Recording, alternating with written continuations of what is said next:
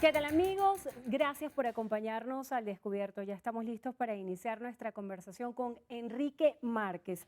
Él es primer vicepresidente de la Asamblea Nacional, presidente del partido Un Nuevo Tiempo, ingeniero electricista del estado Zulia, que ha Sí, incursionado en la política desde muy temprano.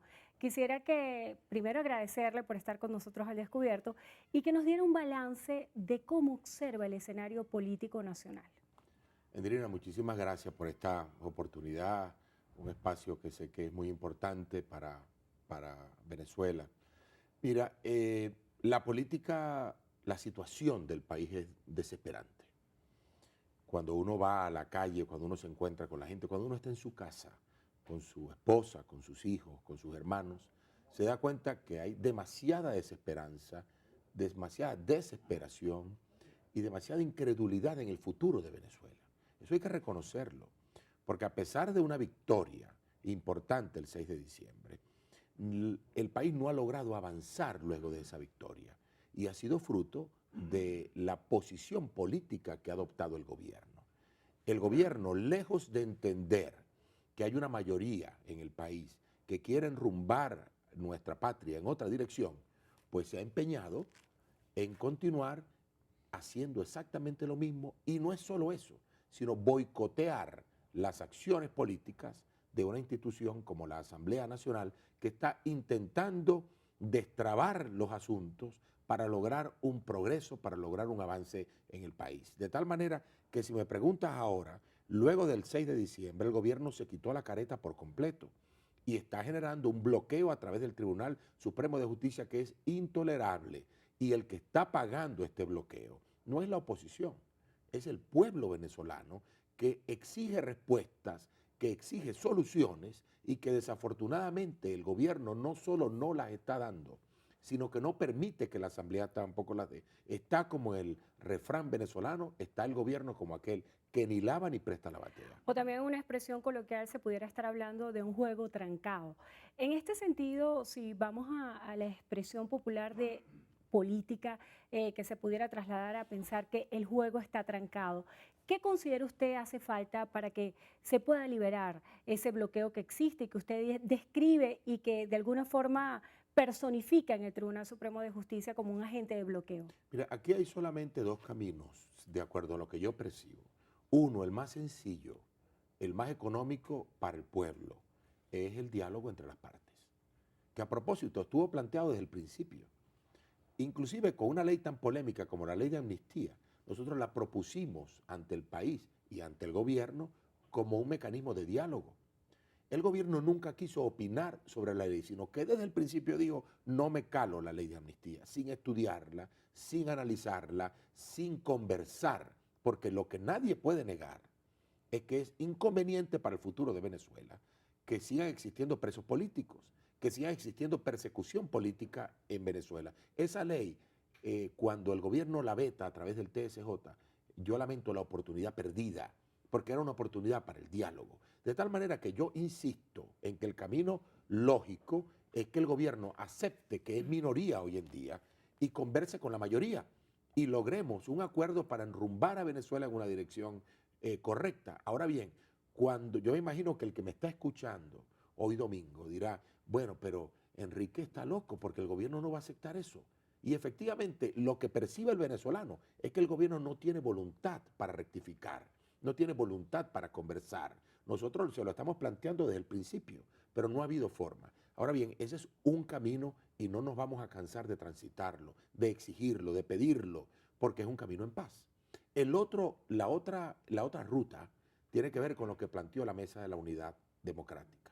Si el gobierno no tiene capacidad de rectificación, entonces nosotros tenemos que sustituir al gobierno, porque lo que no podemos es quedarnos con los brazos cruzados mientras el pueblo está sufriendo. Entonces nosotros desde la Asamblea, bloqueados por el TCJ, nos vamos a quedar con los brazos cruzados mientras no hay alimento, no hay medicina, nos mata el AMPA, estamos sufriendo una calamidad, una catástrofe, una pesadilla, y nosotros tenemos que activar los mecanismos necesarios entonces para cambiar al gobierno, mecanismos constitucionales. Y ya se ha hablado mucho de eso. Estamos ahorita en pleno proceso del revocatorio, ya recogiendo las firmas, activándonos para activar, para impulsar un mecanismo que es constitucional, y activaremos durante los próximos días, Endrina, activaremos la enmienda constitucional, que también es otro mecanismo para la sustitución, y por supuesto que entonces estamos nosotros trabajando con el pueblo, buscando, y lo debo repetir de nuevo, en esta segunda opción, que es la búsqueda de sustituir al gobierno, sustituirlo a través de la Constitución, de un mecanismo electoral. No estamos llamando a derrocar al gobierno, no estamos llamando a la rebelión civil, no estamos llamando mucho menos a la rebelión militar, estamos exigiendo una elección, porque sabemos que si se presenta una elección como se va a presentar, porque este año tendremos revocatorio y elección presidencial, el pueblo venezolano se va a dar un mejor destino. Diputado, cuando usted habla de la necesidad de diálogo, ya es un tema que se ha tocado en muchísimas oportunidades, incluso hubo un acuerdo aprobado por unanimidad en la Asamblea Nacional en relación al exhorto que hiciera el Papa Francisco a la necesidad de buscar una salida a través del diálogo. El presidente de la República ha planteado y ha instalado la Comisión de la Verdad, presidida por el vicepresidente de la República, Aristóbulo Istúriz, en la cual los diputados de la oposición no están participando. ¿No considera usted que esta Comisión de la Verdad pudiera ser un punto de partida para que se concretara ese llamado al diálogo? Nosotros no descartamos participar en esa iniciativa. No vamos a cerrar ninguna puerta al diálogo. Esa es la verdad. Queremos participar, pero queremos que se nos aclare la agenda que esa comisión va a transitar. Queremos que se aclaren las cosas, porque cuando el presidente lanza esa idea, lo hace en un esquema improvisado. Debo reconocer acá que la improvisación fue tal que ni siquiera el propio expresidente Ernesto Samper, secretario general de la UNASUR, estaba al tanto de los detalles de los cuales la Comisión de la Verdad estaría transitando, siendo él uno de los promotores, uno de los impulsores y uno de los participantes en esta iniciativa, junto aparentemente con otros expresidentes que respetamos y respaldamos. Ahora bien, cuando usted lanza una iniciativa como esta, tiene que hacerlo no desde la improvisación, tiene que hacerlo, no puede ser una medida unilateral. Ahora, pues no, la oposición que venga acá con mis condiciones a dialogar en los términos que yo quiero, no, eso no es así. Nosotros no vamos a aceptar eso así. ¿Cuáles serían las condiciones para que ustedes accedieran a participar en esa comisión de diálogo? Ya estábamos revisando lo que sucedió esta semana y usted hacía un llamado al expresidente Samper a que un poco definiera y describiera la agenda, pero cuando escuchamos las declaraciones del expresidente Samper hablando del escenario venezolano, él hacía referencia a lo que había sucedido en Colombia, donde agentes externos estaban de alguna manera presionando el escenario político local. ¿Usted considera que deberían existir algunos parámetros para que la oposición se incorpore a esta Comisión de la Verdad? Claro, fíjate, es que el diálogo es una cosa y la Comisión de la Verdad es otra cosa. Pero ¿no puede ser esta comisión un punto de partida Sí, claro. cuando la ley de amnistía pareciera ser la piedra de tranca? Pero fíjate, una Comisión de la Verdad no puede estar integrada por las partes en conflicto, porque no aparece la verdad. Tú no puedes tener ahí a Aristóbulo y a Enrique Márquez, porque él va a fijar su posición y yo la mía no.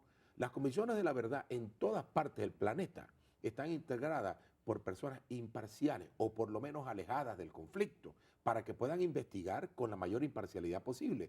Porque el gobierno, uno de los problemas del gobierno es que no acepta ninguna que se le lleve la contraria en los aspectos fundamentales. Por ejemplo, cuando uno habla de que Leopoldo López es inocente, que no cometió ningún delito y está dispuesto a probarlo en una comisión de la verdad, ¿cómo se le prueba eso a Aristóbulo Istúriz?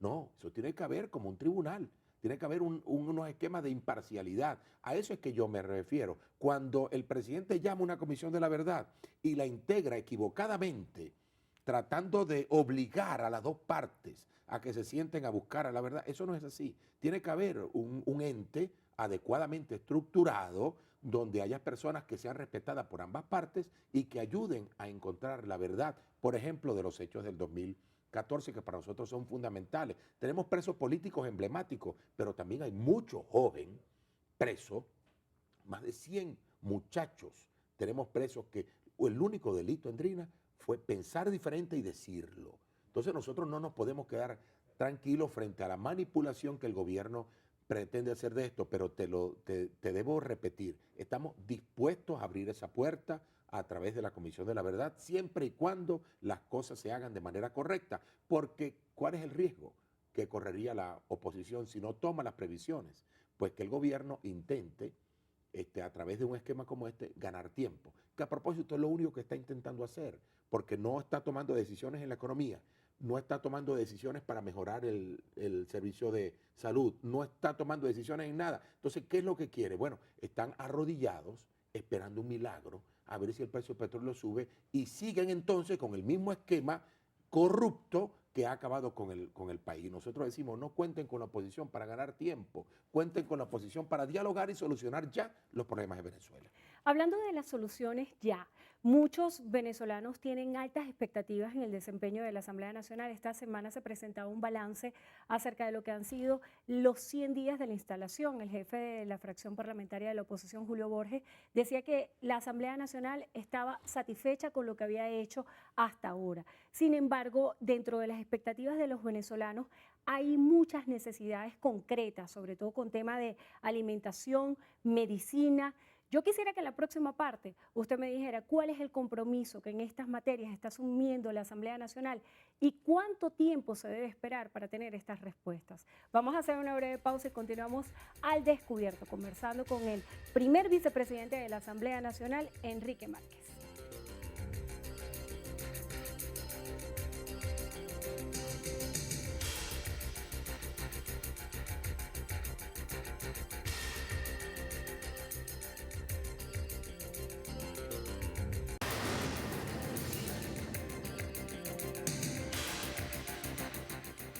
Continuamos al descubierto, estamos conversando con el primer vicepresidente de la Asamblea Nacional, Enrique Márquez, además presidente del partido Un Nuevo Tiempo. En la parte anterior quedaba en el aire su respuesta acerca de las expectativas que muchos venezolanos tienen del desempeño de la Asamblea Nacional para las respuestas concretas, respuestas cotidianas, sobre todo en temas que son bien críticos para los venezolanos. En otras entrevistas usted ha utilizado la expresión que dice que en Venezuela no hay hueso sano. El tema de las medicinas, el tema de los alimentos, desde el punto de vista legislativo, ¿qué se ha hecho para atender estos dos aspectos tan medulares para nuestro país? Mira, estos 3 meses han sido muy largos. Pareciera, el pueblo piensa que la Asamblea tiene mucho tiempo. Hemos logrado en estos 3 meses rescatar la institucionalidad de la Asamblea. Por eso el conflicto de poderes, porque no nos arrodillamos frente al Ejecutivo. Y no nos podemos arrodillar porque somos la vanguardia que está buscando un mejor país. Es cierto que hay mucha desesperanza, lo dije al principio y lo repito ahora, y hay mucha impaciencia, y es razonable, porque lo que está ocurriendo en la familia venezolana es lamentable, calamitoso, es imperdonable que el gobierno no haga nada. Nosotros hemos intentado hacer algunas cosas y hemos sido bloqueados. Te hablo por lo menos de una. Nosotros advertimos al gobierno que el decreto de emergencia que estaba impulsando era un error, que lo que iba a contribuir era a empeorar las cosas. ¿Y qué ha pasado? El tiempo nos ha dado la razón. ¿Los venezolanos han percibido alguna mejoría por el decreto de emergencia que dictó Nicolás Maduro en enero? No, no lo han percibido, y por ese camino no van a percibir ninguna mejoría, porque es el repetir los errores que nos han llevado a este abismo. Lo advertimos a tiempo. El gobierno se empeñó a través del TCJ de aprobar su decreto de emergencia, generó un conflicto mayor de poderes. ¿Y qué ganó? No ganó absolutamente nada. Aumentó la gasolina. ¿Y dónde está ese dinero? Venezuela ha visto una mejoría con eso. Nosotros advertimos que eso no era lo que había que hacer. Ahora bien, aprobamos en primera discusión y vamos a llevar en segunda discusión la semana que viene una ley de producción nacional. ¿Por qué? Porque el tema de Venezuela, no hay alimentos ni medicamentos porque no hay producción. No se produce absolutamente nada, y ya la época de las vacas gordas, donde teníamos un barril de dólares para ir a comprar en el exterior y traer productos para venderlos en Venezuela, no existe. Ahora, no estamos produciendo lo básico, no estamos produciendo arroz, no estamos produciendo maíz, no estamos produciendo los alimentos que necesitamos. Nosotros impulsamos una ley. ¿Cuál ha sido la reacción del gobierno? Inconstitucional, ilegal, esa ley no pasará. Y resulta que es una iniciativa para el diálogo también con el gobierno. Porque, por ejemplo, cuando la ley señala que hay que meterle la lupa, el ojo, a las empresas que tiene el Estado, que deberían estar produciendo y no producen, por ejemplo, Aceites Diana, por darte un ejemplo de 1.200 empresas que están en manos del Estado. ¿Por qué, si el Estado es tan eficiente, no hay aceite Diana en los anaqueles de ningún mercado en Venezuela? Bueno, nosotros queremos investigar qué pasa con esa empresa. No solo investigar, investigar y solucionar.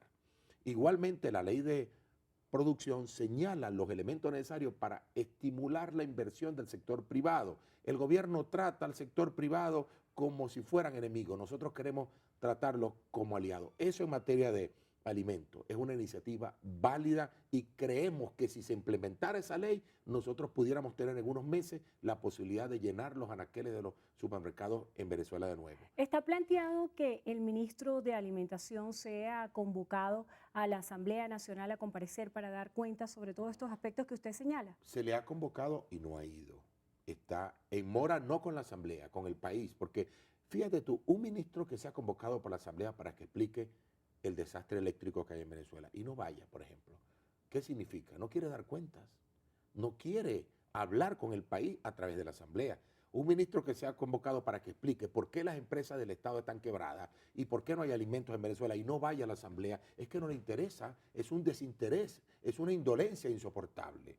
Pareciera que no tuvieran sangre en las venas, parece que les corriera otro producto, horchata, que no les duele lo que está ocurriendo en Venezuela. De manera extraoficial se ha dicho que pudiera darse un voto de censura para el ministro de Alimentación. ¿Esto es correcto?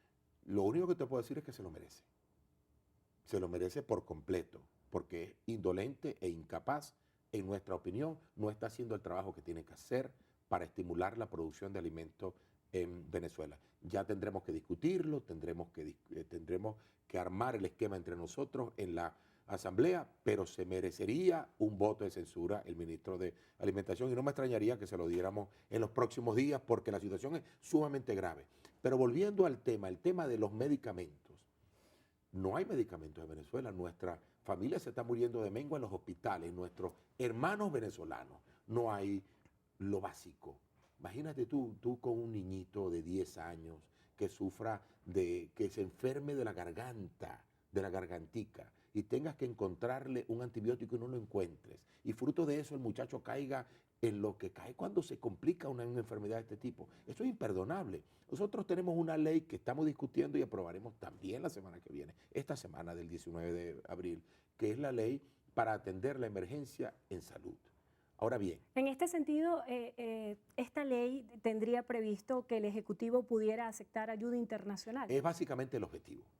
El objetivo básico es que el Ejecutivo le diga a las invitaciones que ha recibido de la Cruz Roja, porque por ejemplo, la Cruz Roja ha llamado al gobierno, le ha dicho queremos ayudar, queremos llevar medicamentos para allá, y tú sabes lo que ha dicho el gobierno, que no, que no, que Matis, no necesita ayuda, que aquí todo está bien, por amor de Dios. Entonces nosotros lo que queremos es que el gobierno reconozca que necesita ayuda no solo de la Cruz Roja, de todo aquel gobierno que condoliéndose lo que no hace el gobierno nuestro, de lo que ocurre en Venezuela nos quiere ayudar y suministrarnos, no regalarnos, que las vendan, pero por lo menos que tengamos acceso a eso. Diputado, en este sentido, si analizamos el marco de la geopolítica, la canciller de la República ha advertido en varias oportunidades que la oposición lo que procura es que se dicte un estado de emergencia internacional cumpliéndose con una agenda que según ellos tiene planteado el Comando Sur, que trata de decretar la emergencia humanitaria para de alguna forma describir un protocolo que pueda propiciar una invasión internacional. ¿Esto forma parte de la agenda de la oposición venezolana? Eso es como una película de los Cuatro Fantásticos. Yo me imagino que la estaba viendo y se le ocurrió inventar eso, que eso es un invento. La oposición no anda en eso. La oposición anda ahorita recogiendo firmas para el revocatorio. La oposición anda ahorita exigiéndole al gobierno solución para los problemas de Venezuela. Y si eso implica ayuda internacional, nosotros la estamos solicitando. Porque lo que no podemos, imagínate tú, Endrina, esto es una calamidad. Un gobierno que es capaz de decir que no necesita ayuda cuando no hay producto en los hospitales y no tiene dinero para comprar nada porque se ha desaparecido el dinero, porque no existe, porque fue robado, porque fue regalado, porque fue malbaratado y entonces a estas alturas no acepta ayuda.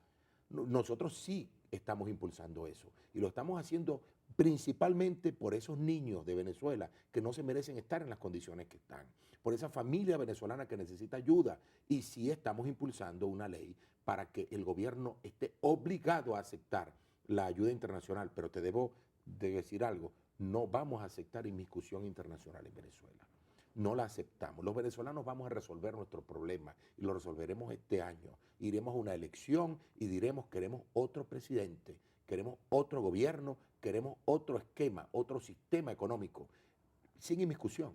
Eso es como el cuento interminable. ¿Cuántas veces, por amor de Dios, en estos 17 años han intentado, según ellos, matar al presidente de la República? ¿Cuántas veces en estos 17 años ha habido planes del imperio para atacar a nuestro país? ¿Cuántas veces se han inventado ese tipo de locura y ninguna ha sido verdad? No hay ningún preso por conspiración de ese tipo, no hay ningún detenido por magnicidio alguno, porque ha sido todo un embuste, una mentira, una falacia, una forma de victimizarse cuando la víctima es el pueblo.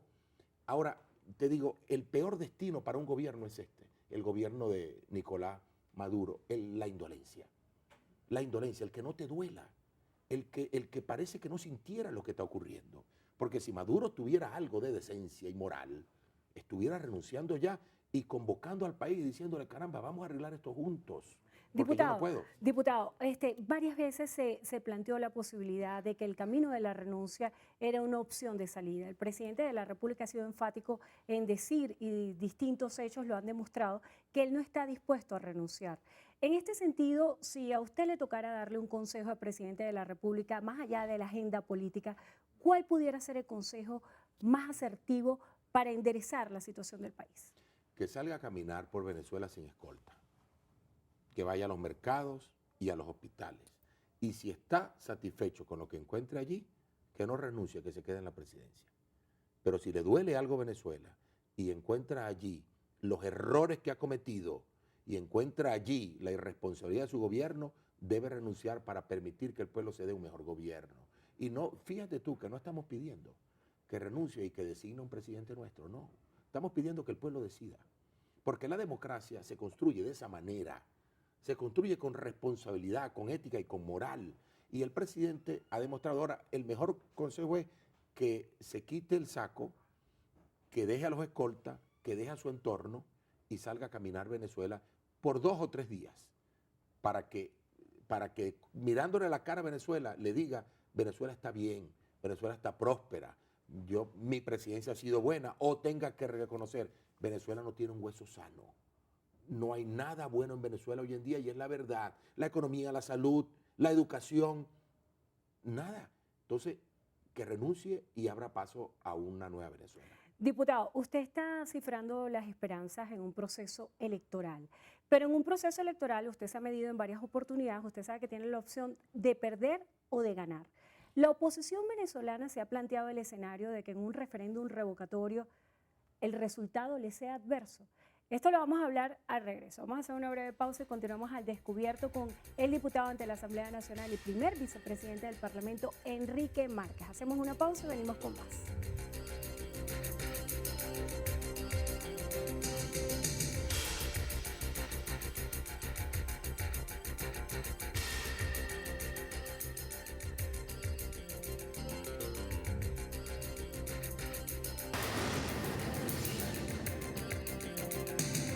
Continuamos al descubierto con el primer vicepresidente de la Asamblea Nacional, Enrique Márquez. En la parte anterior, diputado, hablamos de la importancia que tiene para ustedes el referéndum revocatorio.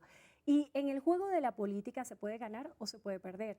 La oposición venezolana se ha paseado por la posibilidad de que el referéndum revocatorio dé un resultado favorable para el gobierno nacional. Pues claro que sí. Cuando uno enfrenta este tipo de retos, tiene que plantearse una estrategia para ganar, pero sabe que puede perder.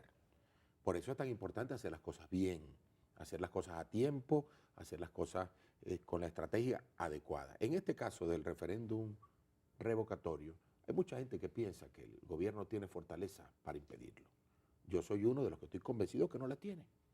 El gobierno no tuvo la fortaleza el año pasado para impedir nuestra victoria del 6 de diciembre. Y este año tiene menos fortaleza que el año pasado para impedir que un pueblo se exprese y dé su voluntad.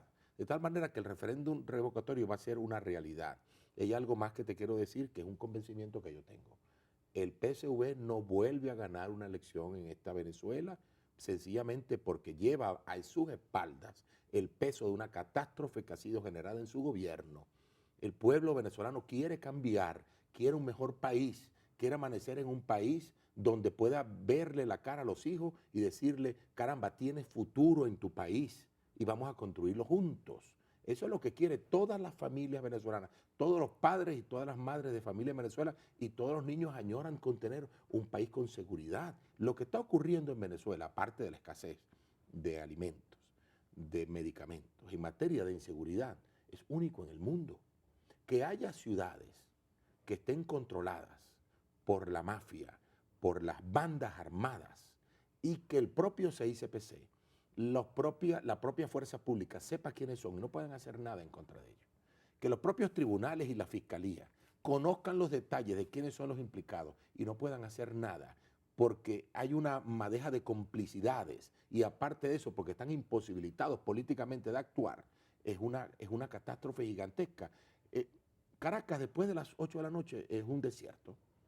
Todas las ciudades de Venezuela están así. Desde el punto de vista legislativo, ¿qué se puede hacer? ¿Cuál pudiera ser la respuesta para la criminalidad en nuestro país? Nosotros hemos propuesto una reforma al Tribunal Supremo de Justicia, a la ley orgánica del Tribunal Supremo de Justicia, para generar una sala constitucional independiente, autónoma. Aquí la clave es el Poder Judicial, autonomía del Poder Judicial. Cuando un juez es incapaz de brindar justicia y no hay justicia en un país, el delito cunde, prospera por todos lados.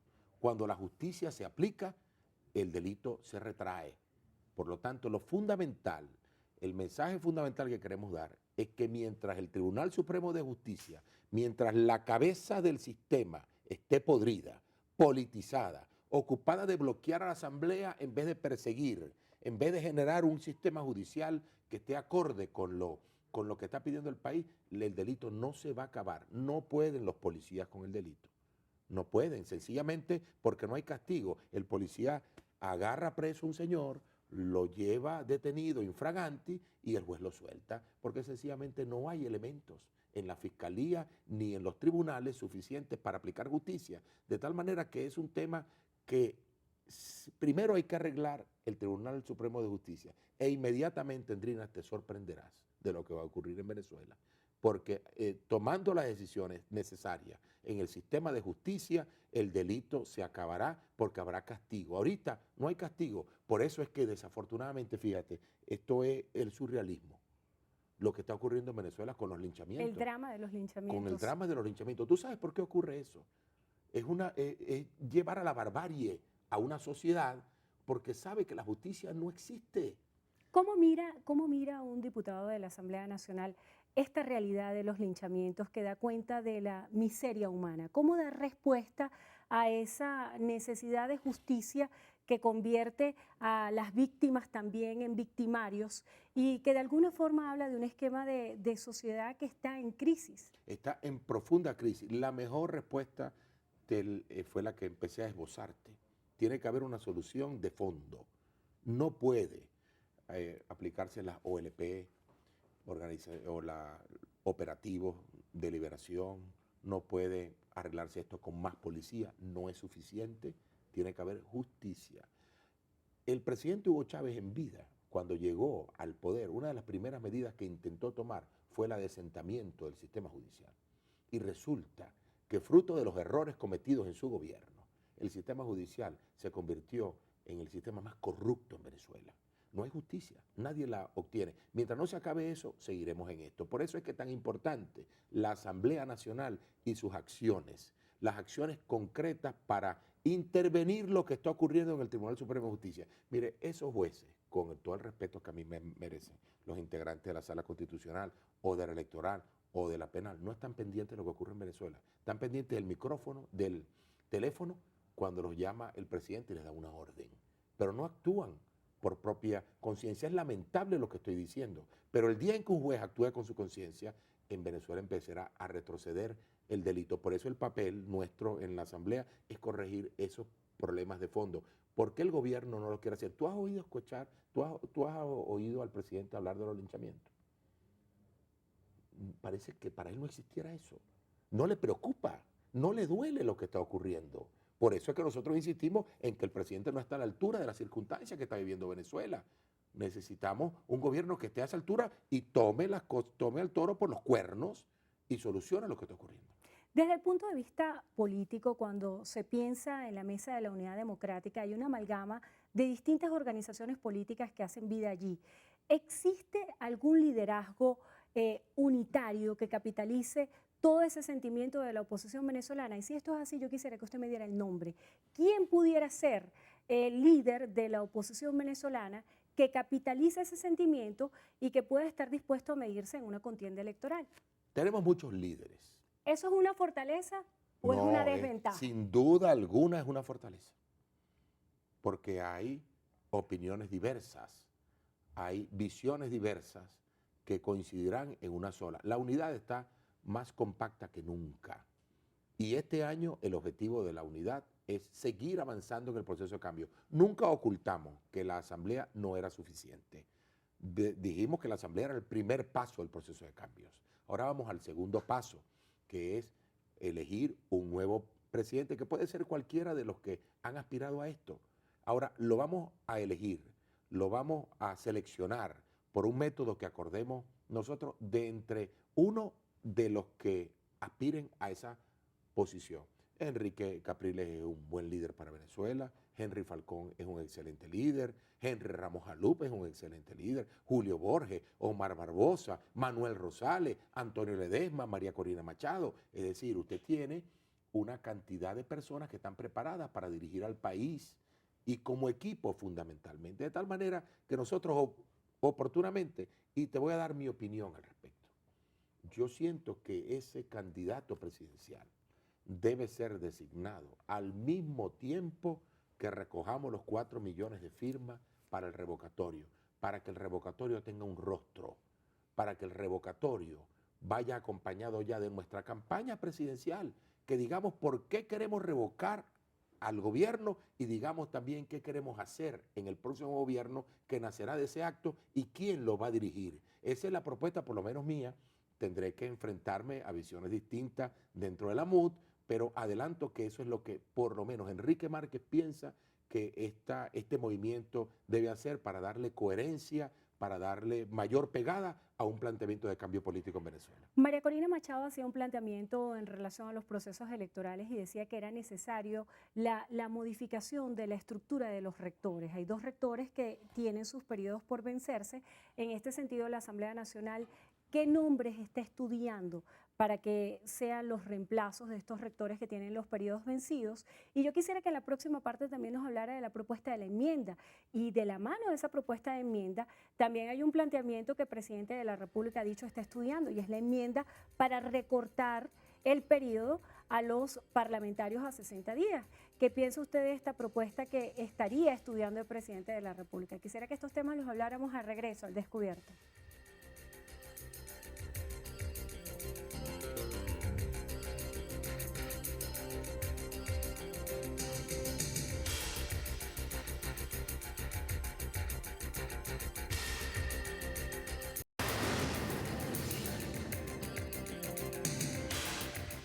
Continuamos al descubierto, estamos conversando con el primer vicepresidente de la Asamblea Nacional, el diputado Enrique Márquez, también presidente del Partido Un Nuevo Tiempo.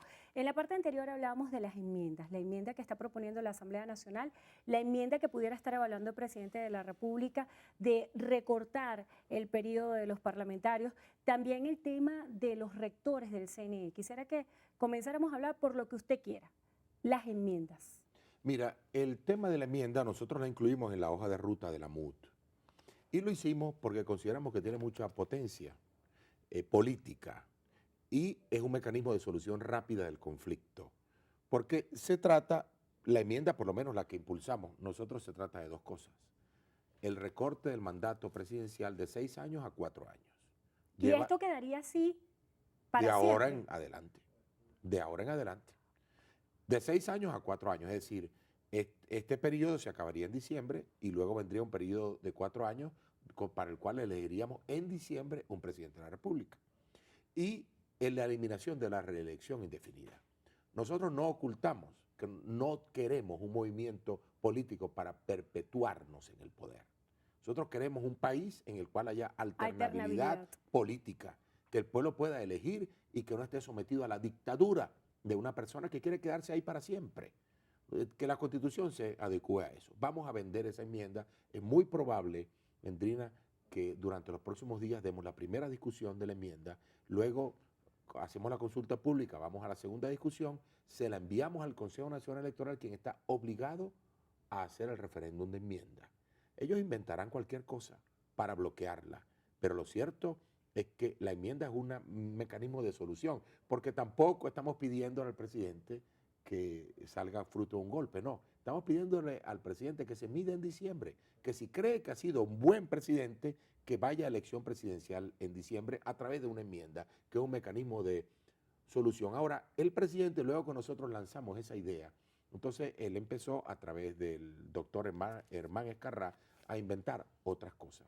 Nosotros aceptamos el reto, que él presente la enmienda para recortar el periodo de la Asamblea. de los diputados. Y si es así, no lo recortamos todo.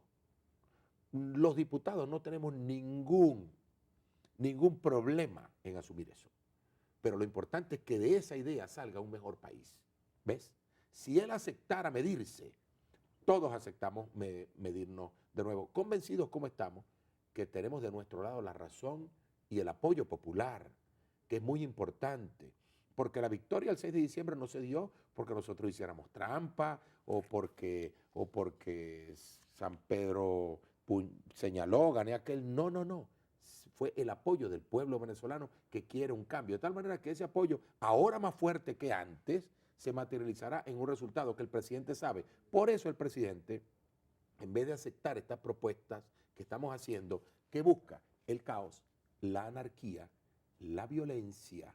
Hay un sector, ¿tú te acuerdas que en la comiquita aparecía alguien con un angelito y un diablito en el hombro?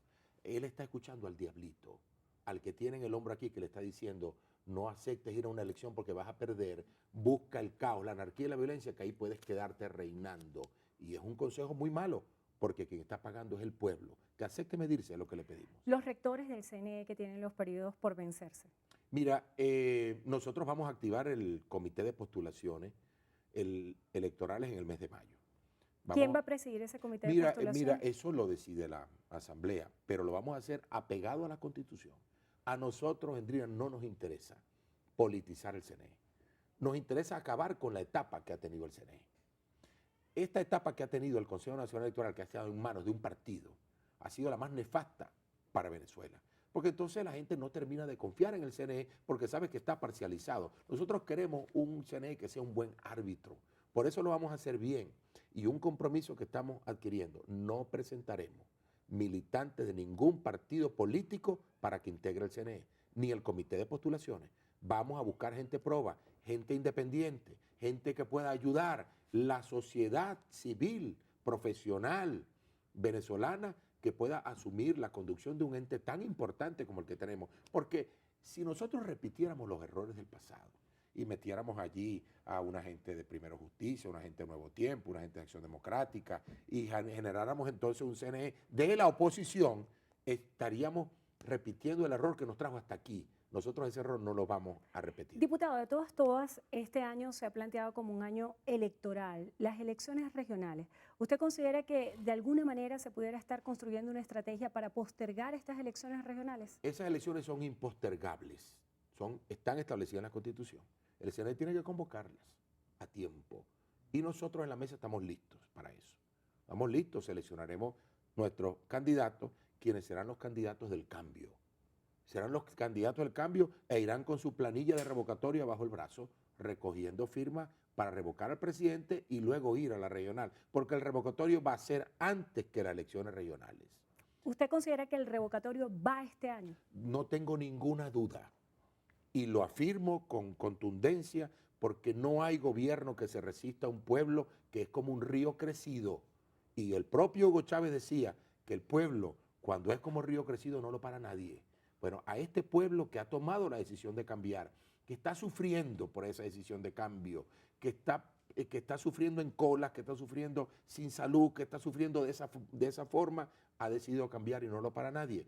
el gobierno puede intentarlo, pero no lo logrará. Habrá revocatorio, ganaremos el revocatorio, buscaremos un mejor presidente para Venezuela y tendremos elecciones regionales muy pronto. De tal manera que lo que hay que persistir en una ruta democrática, electoral, en una ruta pacífica, no cayendo en el juego de la violencia, de la anarquía o el caos, que es lo que el gobierno, que se pretende quedar a pesar de que nadie no lo quiere ya, está buscando. Diputado, ya estamos finalizando la entrevista y para darle un carácter cíclico, usted hablaba al principio de la desesperanza que sienten los venezolanos. Hemos descrito a lo largo de toda la conversación el escenario político. En el medio de tanta confrontación política, muchos ciudadanos tienen la impresión de estar en el medio. ¿Cómo puede cambiar la situación económica con este contexto político? Mira, puede cambiar si hubiera diálogo, porque el gobierno tiene que tomar una medida. El gobierno tiene que acabar con el control de cambio. El gobierno tiene que acabar con el control de precios sobre productos que no tienen sentido. El gobierno tiene que aumentar los salarios. El gobierno tiene que tomar una serie de medidas de equilibrar la economía. No se atreve a hacerlo porque tiene miedo, primero. Y segundo, porque cree que eso es violar la memoria de Hugo Chávez. Porque quiere persistir en un modelo que fracasó. Ahora, si el gobierno busca en nosotros apoyo para tomar esas medidas, nosotros se los podemos dar.